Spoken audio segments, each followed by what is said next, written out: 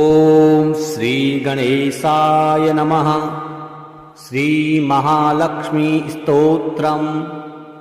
नमस्तेस्तु महामाये श्रीपीठे सुरपूजिते शंखचक्रगदाहस्ते महालक्ष्मी नमोस्तुते। नमस्ते गरुडारूढे कोलासुरभयंकरी सर्वपापहरे देवी महालक्ष्मी नमोस्तुते।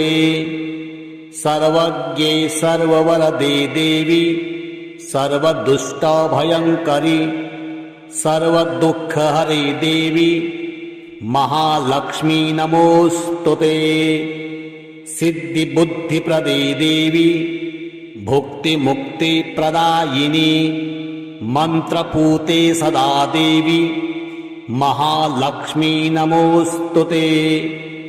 आद्यन्तरहिते देवी आद्यशक्ति महेश्वरी योगजे योगसंभूते महालक्ष्मी नमोस्तुते। स्थूल सूक्ष्म महारौद्रे महाशक्ति महोदरे महापापहरे देवी महालक्ष्मी नमोस्तुते। पद्मासन स्थिते देवी परब्रह्म स्वरूपिणी परमेशी जगन्मातर महालक्ष्मी नमोस्तुते। श्वेतांबरधरे देवी नानालंकारभूषिते जगत स्थिते जगन्मातर महालक्ष्मी नमोस्तुते। महालक्ष्म्य अष्टकं स्तोत्रम् यः पठेत् भक्तिमान् नरः सर्वसिद्धिमवाप्नोति राज्यं प्राप्नोति सर्वदा। एककाले पठेत् नित्यं महापापविनाशनम् द्विकालं यः पठेत् नित्यं धन्यधान्यसमन्वितः। त्रिकालं यः पठेत् नित्यं महाशत्रुविनाशनम् महालक्ष्मीर्भवेत् नित्यं प्रसन्ना वरदा शुभा। नमस्तेस्तु महामाये श्रीपीठे सुरपूजिते शंखचक्रगदाहस्ते महालक्ष्मी नमोस्तुते। नमस्ते गरुडारूढे कोलासुरभयंकरी सर्वपापहरे देवी महालक्ष्मी नमोस्तुते। सर्वज्ञे सर्ववरदे देवी सर्वदुष्टभयंकरी सर्वदुःखहरे देवी महालक्ष्मी नमोस्तुते। सिद्धिबुद्धिप्रदे देवी भुक्तिमुक्तिप्रदायिनी मंत्रपूते सदा देवी महालक्ष्मी नमोस्तुते। आद्यन्तरहिते देवी आद्यशक्ति महेश्वरी योगजे योगसंभूते महालक्ष्मी नमोस्तुते। स्थूल सूक्ष्म महारौद्रे महाशक्ति महोदरे महापापहरे देवी महालक्ष्मी नमोस्तुते। पद्मासन स्थिते देवी परब्रह्म स्वरूपिणी परमेशी जगन्मातर महालक्ष्मी नमोस्तुते। श्वेतांबरधरे देवी नानालंकारभूषिते जगत स्थिते जगन्मातर महालक्ष्मी नमोस्तुते। महालक्ष्म्य अष्टकं स्तोत्रम् यः पठेत् भक्तिमान् नरः सर्वसिद्धिमवाप्नोति राज्यं प्राप्नोति सर्वदा। एककाले पठेत् नित्यं महापापविनाशनम् द्विकालं यः पठेत् नित्यं धन्यधान्यसमन्वितः त्रिकालं यः पठेन्नित्यं महाशत्रुविनाशनं महालक्ष्मीर्भवेन्नित्यं प्रसन्ना वरदा शुभा।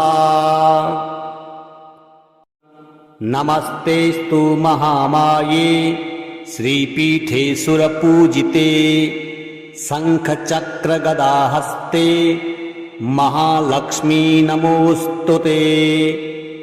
नमस्ते गरुडारूढे कोलासुरभयङ्करि सर्वपापहरे देवी महालक्ष्मी नमोऽस्तुते। सर्वज्ञे सर्ववरदे देवी सर्वदुष्टभयङ्करि सर्वदुःखहरे देवी महालक्ष्मी नमोऽस्तुते। सिद्धिबुद्धिप्रदे देवी भुक्तिमुक्तिप्रदायिनी मन्त्रपूते सदा देवी महालक्ष्मी नमोऽस्तुते। आद्यन्तरहिते देवी आद्यशक्ति महेश्वरी योगजे योगसम्भूते महालक्ष्मी नमोऽस्तुते। स्थूलसूक्ष्ममहारौद्रे महाशक्ति महोदरे महापापहरे देवी महालक्ष्मी नमोऽस्तुते। पद्मासन स्थिते देवी परब्रह्मस्वरूपिणी परमेशी जगन्मातर महालक्ष्मी नमोऽस्तुते। श्वेतांबरधरे देवी नानालंकारभूषिते जगत स्थिते जगन्मातर महालक्ष्मी नमोऽस्तुते। महालक्ष्म्य अष्टकं स्तोत्रं यः पठेत् भक्तिमान् नरः सर्वसिद्धिमवाप्नोति राज्यं प्राप्नोति सर्वदा। एककाले पठेन्नित्यं महापापविनाशनं द्विकालं यः पठेन्नित्यं धन्यधान्यसमन्वितः त्रिकालं यः पठेन्नित्यं महाशत्रुविनाशनं महालक्ष्मीर्भवेन्नित्यं प्रसन्ना वरदा शुभा। नमस्तेस्तु महामाये श्रीपीठे सुरपूजिते शङ्खचक्रगदाहस्ते महालक्ष्मी नमोऽस्तुते। नमस्ते गरुडारूढे कोलासुरभयङ्करि सर्वपापहरे देवी महालक्ष्मी नमोऽस्तुते। सर्वज्ञे सर्ववरदे देवी सर्वदुष्टभयङ्करि सर्वदुःखहरे देवी महालक्ष्मी नमोऽस्तुते। सिद्धिबुद्धिप्रदे देवी भुक्तिमुक्तिप्रदायिनी मन्त्रपूते सदा देवी महालक्ष्मी नमोऽस्तुते। आद्यन्तरहिते देवी आद्यशक्ति महेश्वरी योगजे योगसम्भूते महालक्ष्मी नमोऽस्तुते। स्थूलसूक्ष्ममहारौद्रे महाशक्ति महोदरे महापापहरे देवी महालक्ष्मी नमोऽस्तुते। पद्मासन स्थिते देवी परब्रह्मस्वरूपिणी परमेशी जगन्मातर महालक्ष्मी नमोऽस्तुते। श्वेतांबरधरे देवी नानालंकारभूषिते जगत स्थिते जगन्मातर महालक्ष्मी नमोऽस्तुते। महालक्ष्म्य अष्टकं स्तोत्रं यः पठेत् भक्तिमान् नरः सर्वसिद्धिमवाप्नोति राज्यं प्राप्नोति सर्वदा। एककाले पठेन्नित्यं महापापविनाशनं द्विकालं यः पठेत् नित्यं धन्यधान्यसमन्वितः त्रिकालं यः पठेत् नित्यं महाशत्रुविनाशनं महालक्ष्मीर्भवेत् नित्यं प्रसन्ना वरदा शुभा। नमस्तेस्तु महामाये श्रीपीठे सुरपूजिते शङ्खचक्रगदाहस्ते महालक्ष्मी नमोस्तुते। नमस्ते गरुडारूढे कोलासुरभयङ्करी सर्वपापहरे देवी महालक्ष्मी नमोस्तुते। सर्वज्ञे सर्ववरदे देवी सर्वदुष्टभयङ्करी सर्वदुःखहरे देवी महालक्ष्मी नमोस्तुते। सिद्धिबुद्धिप्रदे देवी भुक्तिमुक्तिप्रदायिनी मन्त्रपूते सदा देवी महालक्ष्मी नमोस्तुते। आद्यन्तरहिते देवी आद्यशक्ति महेश्वरी योगजे योगसम्भूते महालक्ष्मी नमोस्तुते। स्थूलसूक्ष्ममहारौद्रे महाशक्ति महोदरे महापापहरे देवी महालक्ष्मी नमोस्तुते। पद्मासन स्थिते देवी परब्रह्मस्वरूपिणी परमेशी जगन्मातर महालक्ष्मी नमोस्तुते।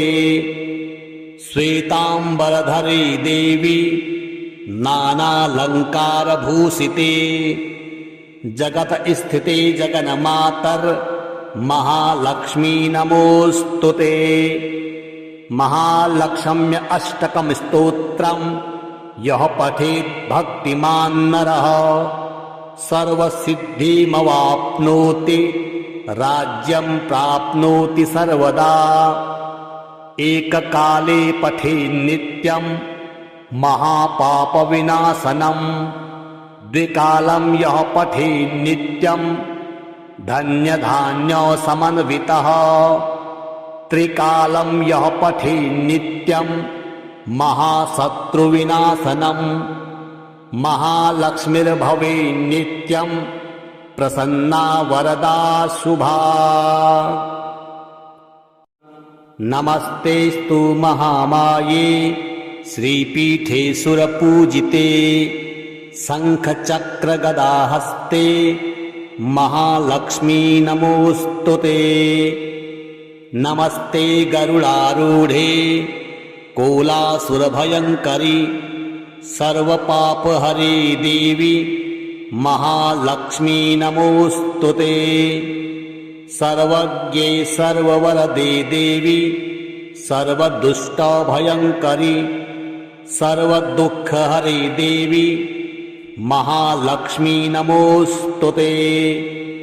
सिद्धिबुद्धिप्रदे देवी भुक्तिमुक्तिप्रदायिनी मन्त्रपूते सदा देवी महालक्ष्मी नमोस्तुते। आद्यन्तरहिते देवी आद्यशक्ति महेश्वरी योगजे योगसम्भूते महालक्ष्मी नमोस्तुते। स्थूलसूक्ष्ममहारौद्रे महाशक्ति महोदरे महापापहरे देवी महालक्ष्मी नमोस्तुते। पद्मासन स्थिते देवी परब्रह्मस्वरूपिणी परमेशी जगन्मातर महालक्ष्मी नमोस्तुते।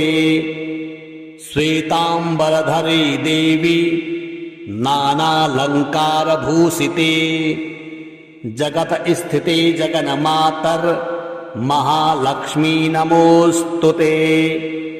महालक्ष्म्य अष्टकं स्तोत्रं यः पठेत् भक्तिमान् नरः सर्वसिद्धिमवाप्नोति राज्यं प्राप्नोति सर्वदा। एककाले पठेन्नित्यं महापापविनाशनं द्विकालं यः पठेन्नित्यं धन्यधान्यसमन्वितः त्रिकालं यः पठेन्नित्यं महाशत्रुविनाशनं महालक्ष्मीर्भवेन्नित्यं प्रसन्ना वरदा शुभा। नमस्तेस्तु महामाये श्रीपीठे सुरपूजिते शङ्खचक्रगदाहस्ते महालक्ष्मी नमोऽस्तुते। नमस्ते गरुडारूढे कोलासुरभयङ्करि सर्वपापहरे देवी महालक्ष्मी नमोऽस्तुते। सर्वज्ञे सर्ववरदे देवी सर्वदुष्टभयङ्करि सर्वदुःखहरे देवी महालक्ष्मी नमोऽस्तुते। सिद्धिबुद्धिप्रदे देवी भुक्तिमुक्तिप्रदायिनी मन्त्रपूते सदा देवी महालक्ष्मी नमोऽस्तुते।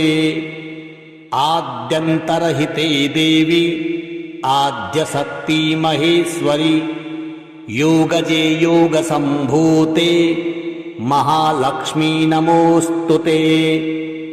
स्थूलसूक्ष्ममहारौद्रे महाशक्ति महोदरे महापापहरे देवी महालक्ष्मी नमोऽस्तुते। पद्मासन स्थिते देवी परब्रह्मस्वरूपिणी परमेशी जगन्मातर महालक्ष्मी नमोऽस्तुते। श्वेतांबरधरे देवी नानालंकारभूषिते जगत स्थिते जगन्मातर महालक्ष्मी नमोऽस्तुते। महालक्ष्म्य अष्टकं स्तोत्रं यः पठेत् भक्तिमान् नरः सर्वसिद्धिमवाप्नोति राज्यं प्राप्नोति सर्वदा। एककाले पठेन्नित्यं महापापविनाशनं द्विकालं यः पठेन्नित्यं धन्यधान्यसमन्वितः त्रिकालं यः पठेन्नित्यं महाशत्रुविनाशनं महालक्ष्मीर्भवेन्नित्यं प्रसन्ना वरदा शुभा। नमस्तेस्तु महामाये श्रीपीठे सुरपूजिते शङ्खचक्रगदाहस्ते महालक्ष्मी नमोऽस्तुते। नमस्ते गरुडारूढे कोलासुरभयङ्करि सर्वपापहरे देवी महालक्ष्मी नमोऽस्तुते। सर्वज्ञे सर्ववरदे देवी सर्वदुष्टभयङ्करि सर्वदुःखहरे देवी महालक्ष्मी नमोऽस्तुते। सिद्धिबुद्धिप्रदे देवी भुक्तिमुक्तिप्रदायिनी मन्त्रपूते सदा देवी महालक्ष्मी नमोऽस्तुते। आद्यन्तरहिते देवी आद्यशक्ति महेश्वरी योगजे योगसम्भूते महालक्ष्मी नमोऽस्तुते। स्थूलसूक्ष्ममहारौद्रे महाशक्ति महोदरे महापापहरे देवी महालक्ष्मी नमोऽस्तुते।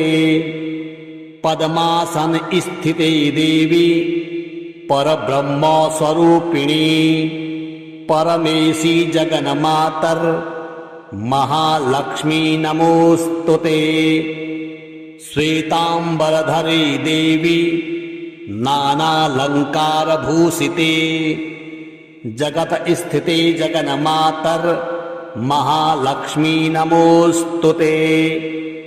महालक्ष्म्य अष्टकं स्तोत्रं यः पठेत् भक्तिमान् नरः सर्वसिद्धिमवाप्नोति राज्यं प्राप्नोति सर्वदा एककाले पठेन्नित्यं महापापविनाशनं द्विकालं यः पठेन्नित्यं धन्यधान्यसमन्वितः त्रिकालं यः पठेन्नित्यं महाशत्रुविनाशनं महालक्ष्मीर्भवेन्नित्यं प्रसन्ना वरदा शुभा।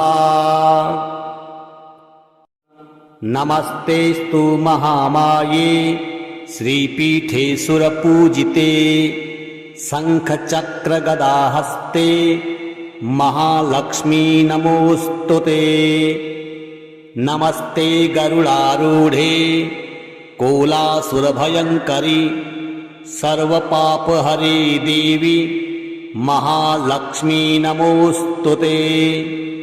सर्वज्ञे सर्ववरदे देवी सर्वदुष्टभयङ्करी सर्वदुःखहरे देवी महालक्ष्मी नमोस्तुते। सिद्धिबुद्धिप्रदे देवी भुक्तिमुक्तिप्रदायिनी मन्त्रपूते सदा देवी महालक्ष्मी नमोस्तुते। आद्यन्तरहिते देवी आद्यशक्ति महेश्वरी योगजे योगसम्भूते महालक्ष्मी नमोस्तुते। स्थूलसूक्ष्ममहारौद्रे महाशक्ति महोदरे महापापहरे देवी महालक्ष्मी नमोस्तुते। पद्मासन स्थिते देवी परब्रह्मस्वरूपिणी परमेशी जगन्मातर महालक्ष्मी नमोस्तुते। श्वेतांबरधरे देवी नानालंकारभूषिते जगत स्थिते जगन्मातर महालक्ष्मी नमोस्तुते। महालक्ष्म्य अष्टकं स्तोत्रं यः पठेत् भक्तिमान् नरः सर्वसिद्धिमवाप्नोति राज्यं प्राप्नोति सर्वदा।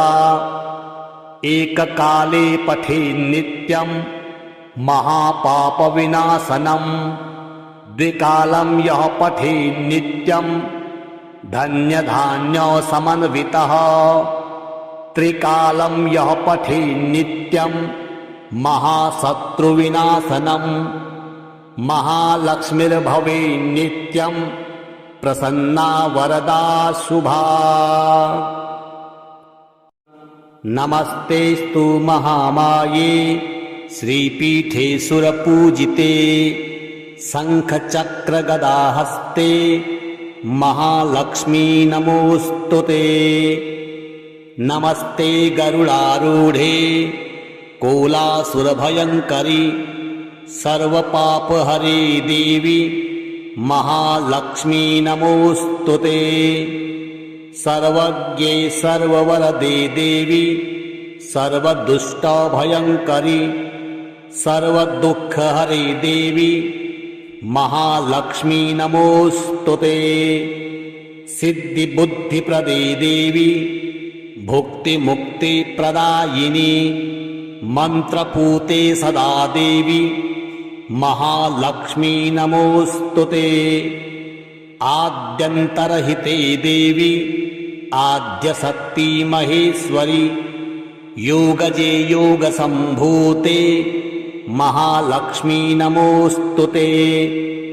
स्थूलसूक्ष्ममहारौद्रे महाशक्ति महोदरे महापापहरे देवी महालक्ष्मी नमोस्तुते।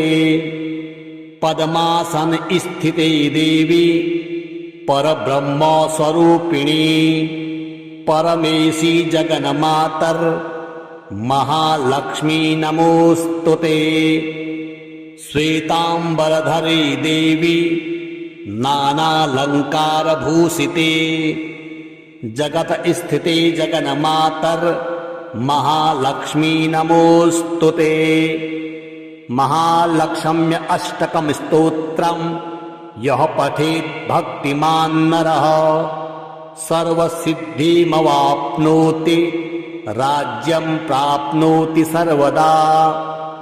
एककाले पठेत् नित्यं महापापविनाशनं द्विकालं यः पठेत् नित्यं धन्यधान्यसमन्वितः त्रिकालं यः पठेत् नित्यं महाशत्रुविनाशनं महालक्ष्मीर्भवेत् नित्यं प्रसन्ना वरदा शुभा।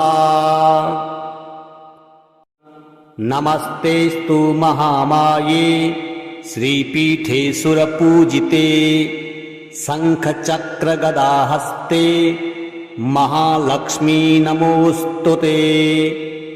नमस्ते गरुडारूढे कोलासुरभयङ्करी सर्वपापहरे देवी महालक्ष्मी नमोस्तुते।